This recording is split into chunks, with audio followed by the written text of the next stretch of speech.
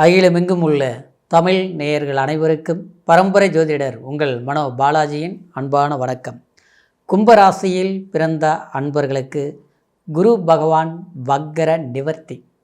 இது மார்ச் மாதம் 11ஆம் தேதி உங்களுடைய ராசிக்கு 2ஆம் பாவகத்துக்கு அதிபதியான குரு பகவான், 11ஆம் பாவகத்துக்கு அதிபதியாகிய குரு பகவான் 5ஆம் இடத்தில் வக்கரத்தில் இருந்த நிலையை மாறி வக்கர நிவர்த்தியாகி சுயபலத்தை அடைய போகிறார் குரு பகவான். அப்போது இந்த காலம் அற்புதமான காலமாக இருந்தாலும் இதனால் நீங்கள் அடையக்கூடிய நன்மைகள் அப்படின்னா, குரு ஒரு முழு சுபகிரகங்க, சரிங்களா? அது உங்களுக்கு ரொம்ப தனஸ்தானம்னா குடும்பஸ்தானம், வாக்கு, இதெல்லாம் லாபங்கிறது நமக்கு வரவு, லாபம், நம்மளுடைய ஆசைகளை சரியாக பயன்படுத்திக்கக்கூடிய ஸ்தானம். இது ரெண்டுக்கும் உடைய 5ஆம் இடத்தில் இருக்கிறது பூர்வ புண்ணிய ஸ்தானத்தில் குரு இருக்குது. 5இல் குரு அற்புதம் இல்லையா? வக்கரம் கெட்டுப்போச்சு, இப்போது சரியாகுது. அப்போ இந்த காலத்தில் அதாவது நமக்கு பிடிச்ச சில விஷயங்கள் எப்படி நடக்கப் போகுது, நமக்கு கைவிட்டு போனால் சில விஷயங்கள் அது எப்படி நமக்கு மீண்டு வரப்போகுது, அதே நேரத்தில் வேலை சார்ந்த விஷயங்கள் நமக்கு எந்த மாதிரி இனி வரக்கூடிய காலம் சாதகமாக இருக்குது, முன்னால் சரியில்லை, அது விட்டுருங்க, சரிங்களா? இனிமேல் எப்படி நமக்கு சாதகமாக பயன்பட போகுது, எல்லாத்த விட திருமணம் சார்ந்த விஷயங்கள், குடும்ப சார்ந்த விஷயங்கள், குழந்தை புத்திர பாக்கியம் சம்மந்தப்பட்ட விஷயங்கள், இதெல்லாமே நமக்கு எந்த மாதிரி ஒரு பலன்கள் சரியான முறையில் பயன்படுத்த போகிறோம் அப்படிங்கிறத பற்றி இந்த பதிவில் இப்போ நம்ம பார்க்க போகிறோமுங்க. ஃபஸ்ட் டைம் பார்க்குறவங்களா இருந்தீங்கன்னா சப்ஸ்கிரைப் பண்ணி பெல் பட்டன் அழுத்தி ஆல் ஆப்ஷன் கொடுங்க. கும்பராசினால் உண்மையிலேயே ஒரு கோபுரத்தின் உச்சியில் இருக்கக்கூடிய ஒரு கலசம். இந்த கும்பத்தில் பிறந்தவங்க மட்டும்தான் ரொம்ப புத்திசாலித்தனமாக இருப்பீங்க. அதே மாதிரி ஏமாளித்தனமாகவும் உங்கள்கிட்ட அதிகமாக இருக்குங்க. காரணம்னா அன்பால் உங்களை ஈஸியாக எல்லாருமே ஏமாற்றிடுவாங்க. அதே சமயம் சொந்த முயற்சியில் தாங்க நீங்கள் வளர்ச்சி அடைஞ்சிருப்பீங்க. ஆனால் ஒரு கட்டத்தில் வளர்ச்சி ஆனாலும் உங்கள் வளர்ச்சியிலிருந்து நீங்கள் பின்னடைவு அப்படின்னா கீழே வர்றீங்கன்னா அதுக்கு காரணம் அடுத்தவங்க உங்களை தள்ளி விட்டாங்கன்னு அர்த்தம். அது அன்பால் தான் நீங்கள் ஏமாந்துருக்கிறீங்கன்னு அர்த்தம், சரிங்களா? ஆனால் எத்தனை முறை விழுந்தாலும் கண்டிப்பாக மறுபடியும் எந்திரிச்சிடுவீங்க. இதில் சந்தேகமே கிடையாது. நீங்கள் சொல்கிற வார்த்தை கண்டிப்பாக நீங்கள் என்றைக்குமே நினச்சி பார்ப்பீங்க. ஒரு முறை நீங்கள் விழுந்தீங்கன்னா கண்டிப்பாக மறுமுறை விழுந்தாலும் ஜெயிக்காமல் விட மாட்டீங்க, ஜெயிச்சிருவீங்க. அந்த திறமை உங்கள்கிட்ட இருக்குது.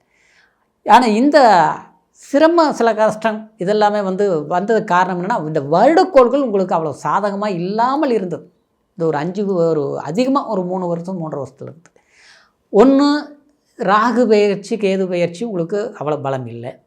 அடுத்தது பார்த்தோம்னா சனி பகவான் விரயச்சனி, அப்புறம் பார்த்தா ஜென்மச்சனி, இப்போ குடும்பச்சனி நடந்துகிட்ருக்குது, இதுவும் உங்களுக்கு சிறப்பு இல்லை. அப்புறம் பார்த்தோம்னா 7ஆம் இடத்துல கேது, கலஸ்திரஸ்தானத்தில் கேது உட்காந்து அதுவும் சில வாழ்க்கையில் சில பிரச்சனைகள் இல்லாமல் சந்திச்சுங்க. அப்புறம் நண்பர்கள் வட்டாரத்திலேயே அதெல்லாம் நம்ப வச்சு நம்மளை கழுத்தறுத்ததெல்லாம் அதில் வேறு கதைங்க, சரிங்களா? இப்படி பல பிரச்சனைகள் சந்தித்ததுக்கு காரணம் இந்த வருடக்கோள்கள் அவ்வளோ ஒரு சிறப்பாக இல்லாமல் இருந்தது. அப்போ நம்ம குரு பற்றி தான் பேசிகிட்டு இருக்கிறோமே, அதை பற்றி சொல்லுங்கள் அப்படின்னா, குரு நமக்கு ரொம்ப வேண்டிய ஒரு கிரகம், சரிங்களா? ஏன்னா தனம் இதெல்லாம் ஒரு முக்கியமான ஸ்தானம். ஆனால் 5இல் இருந்தது நல்லது, ஆனால் வக்ரமாயிருச்சு. அப்போது என்ன நமக்கு நல்லது நடந்தது? இந்த 4 மாதத்தில் குறுகிய காலம், அதெல்லாம் முன்னாள் இருக்கட இந்த 4 மாதத்தில் நினச்சி பாருங்கள். உயிர் ஒன்று தாங்க போல நான் எல்லா கஷ்டம் பட்டுட்டேங்கன்னு சொல்லுவீங்க. அவ்வளோ பாதிப்புகள் சந்தித்தேன். ஆனால் சந்தித்தாலும் எப்படியானாலும் பார்க்கலான்ட்டு அப்படியே அந்த மன தைரியத்தில் போராடி வந்துட்டுருக்கிறீங்க. ஆனால் அந்த போராட்டம் வெற்றி அடையக்கூடிய நேரம் தான் இந்த நேரம், மார்ச் மாதம் 11ஆம் தேதி. ஆமாங்க, கண்டிப்பாக ஆச்சுங்களா? எத்தனை தான் இருந்தாலும் குரு ஒருத்தருடைய மனிதனுடைய வாழ்க்கையில் சில பிரச்சனைகளை தீர்க்கிறதுக்கு வாய்ப்பு ஏற்படுத்துகிறதே பணம் தான். அந்த பணத்தின் காரகனே குரு பகவான் தான். புத்திர காரகனே குரு பகவான் தான். அதே மாதிரி தனக்காரகன், அதனால தான் நம்ம சொல்கிறோம். எல்லாத்த விட ஒரு திருமணம், ஒரு கல்யாணம் சம்மந்தப்பட்ட விஷயத்தெல்லாம் சோசிகாரர்கிட்டே போனாலும் என்ன கேட்குறோம்? குரு பகவான், குரு பலம் இருக்கா? வீடு கட்டலாமா, எல்லாமே அந்த குரு இருக்கிறத வச்சு தான். ஆனால் குரு உங்களுக்கு 5ல் இருந்தது நல்லது தான். ஆனால் 5ல் இருந்தாலும் வக்ரத்தில் இருந்தது ரொம்ப சரியில்லை. அதனால் அந்த குரு பகவான் உங்கள் ராசியை பார்க்குது. கோடான கோடி நன்மைகள். குலதெய்வமே உங்களுக்கு உங்கள் வீட்டுக்குள்ளே வந்து உட்காந்து நல்லது நடத்துறதுக்கு வாய்ப்பு கொடுத்த மாதிரிங்க. கண்டிப்பாக குழந்தை இல்லாதவங்களுக்கு கண்டிப்பாக இந்த நேரத்தில் குழந்தை பாக்கியம் கிடைக்கும். 1000 ஹாஸ்பிட்டல் போயிருந்தாலும் சரி, எத்தனை மருந்து மாத்திரை சாப்பிட்டு இருந்தாலும் சரி, எத்தனை சாமி கோயிலுக்கு போய் கும்பிட்டு இருந்தாலும் சரி, கிடைக்கலையே அப்படிங்கிற வருத்தமெல்லாம் போய் புத்திர பாக்கியம் கிடைக்கும்.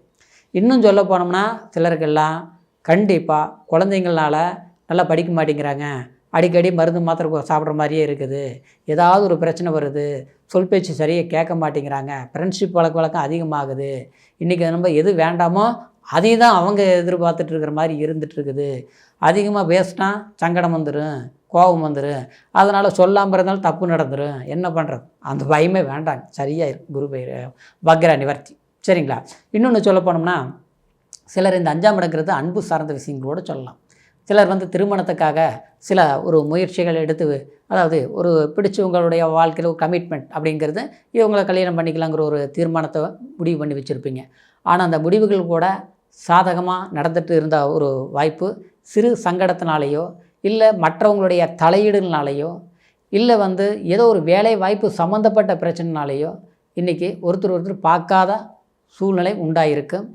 இல்லை அந்த சூழ்நிலை வந்து பெருசாகி ஒரு பிரிவு நோக்கி கூட போயிட்டுருக்கும். ஆனால் இருந்தாலும் மனசு மாறி இருக்காது. நம்ம வந்து இவங்க தான் கல்யாணம் பண்ணணும், இப்படி தான் வாழ்க்கை பண்ணணும் அப்படிங்கிற ஒரு எண்ணம் ஆரம்பத்திலிருந்து பதிஞ்சதுனால இன்றைக்கி ஈஸியாக அது உரைத்தள்ள முடியல, இருந்தாலும் சேரவும் முடியல. அதாவது பெரியவங்களெல்லாம் இணைச்சி வச்சு ஒரு வாய்ப்பு பேசலாம் அப்படிங்கிறதுக்கு சந்தர்ப்பம் அமையலை. இது இப்படியே போயிட்டுருக்குது. கடவுளை நமக்கு எப்போது ஒரு வாய்ப்பு கிடைக்கும் அப்படிங்கிற போது அந்த நேரம் இந்த காலகட்டத்தை சரியாக இருக்குது. அப்போது அதாவது பிரிஞ்சவங்களை இணையக்கூடிய ஒரு வாய்ப்புகளோ அல்லது அவங்களே விரும்பி வரக்கூடிய ஒரு சந்தர்ப்பங்களோ அமையக்கூடிய ஒரு காலகட்டமாக இருக்குது. இல்லாத விட அதாவது வேலைனால் சில பிரச்சனைகள் அலைச்சல்கள் இருந்தது பார்த்திங்களா, சரியாகும். இனி 7.5 சனி இருக்கும்போது ஒரு இடத்துல நிரந்தரமாக வேலை செய்ய முடியாது. அப்படியே வேலை செஞ்சாலும் 2 பேர் வேலை இல்லை 4 பேர் வேலை நாமளே தூக்கி போட்டு செய்கிற மாதிரி இருக்கும். அது இல்லத்தரசிகள் இருக்கிறாங்க பார்த்திங்களா, குடும்பத்தில் நல்ல பேர் வாங்கவே முடியாது ஆச்சுங்களா. வீட்டுக்காரரே நம்மளை புரிஞ்சிக்க மாட்டாங்க, ஏட்டிக்கு போட்டியே பார்ப்பார். சரிங்களா? பாசமுள்ள மனிதனாக இருந்தாலும் இந்த நேரத்தில் பார்த்தா நம்மளை பார்த்தா என்னவோ வந்து பிடிக்காத மாதிரி பண்ணுவார். அதையே நமக்கு ஒரு வேதனை ஆயிரும். அப்புறம் குழந்தைங்கக்கிட்டையும் நம்ம என்ன தான் வந்து அவங்கள வந்து நம்ம கவனித்து பார்த்தாலும் அவங்களுக்கு பார்த்தா எதுவுமே நம்ம சிறப்பாக செய்து முடிக்க முடியலையே அப்படிங்கிற ஒரு வருத்தம் இருக்குது. காரணம் நீங்களாம் செஞ்சுட்டு தான் இருப்பீங்க, அவங்களுக்கு அமையலை, அதுதான் பிரச்சனை. சரிங்களா? இப்படி ஒரு மனசில் வந்து ஒரு வேதனைகள் இருக்குது. அப்புறம் பெரியவர்கள் வயதானவர்கள் வீட்டில், அதாவது நமக்கு இப்போ இந்த கும்பராசிக்காரர் ஒரு 60-70 வயசு ஆகி போச்சுன்னா ஒன்று வந்து நம்மளை, அதாவது நம்ம எத்தனையோ நல்லது பண்ணியிருப்போம் வீட்டுக்குன்னு, ஆனால் இன்றைக்கி பார்த்தா நம்மளை குறை சொல்லுவாங்க, நம்ம மேலே அக்கறை எடுக்க மாட்டாங்க. இல்லையா நம்மளோட உடல் ரீதியில் பாதிப்புகள்னால நம்ம ஒரு மருத்துவம் மாத்திரை மருந்து எத்தனை சாப்பிட்டாலும் சரியாகலை. ஒரு மன அழுத்தம் இருக்கும் பார்த்திங்களா, சரியாயிரும் கண்டிப்பாக. 70 வயசாக இருந்து 100 வயசு வரைக்கும் நீங்கள் ஆயுளோடு வாழக்கூடிய ஒரு வாய்ப்புகள் இந்த காலகட்டத்தில் ஒரு தீர்வு, ஒரு மருந்து மாத்திரை சாப்பிட்றதுலையோ ஒரு கோயிலுக்கு போய் பூசை பண்ணிட்டு வர்றதுனாலையோ இதனால் ஒரு சில நன்மைகள் உண்டாகும் அப்படிங்கிறது. அப்புறம் சுப செலவுகள் பண்ணணும். ஒரு வீடு வாங்கிறது, இடம் வாங்கிறது, இல்லை பழைய ஒரு இடத்த விற்கலாம் முயற்சி எடுத்திருந்தேன், பண்ணவே முடியல. ஒரு சமுதாய தொழில்கள் பண்ணிகிட்ருக்குறோம், ஒரு அரசியல் இருக்கிறோம், அரசாங்கத்தில் இருக்கிறோம், பார்த்தோம்னா ஒரு ப்ரொமோஷன் நமக்கு எதுவும் வாய்ப்புகள் கிடைக்கல, கெட்ட பேர் வந்தது, பங்கம் வந்தது, வேலை விட்டு வெளியில் போய் நிற்க வேண்டிய ஒரு சூழ்நிலை ஆயிடுச்சு.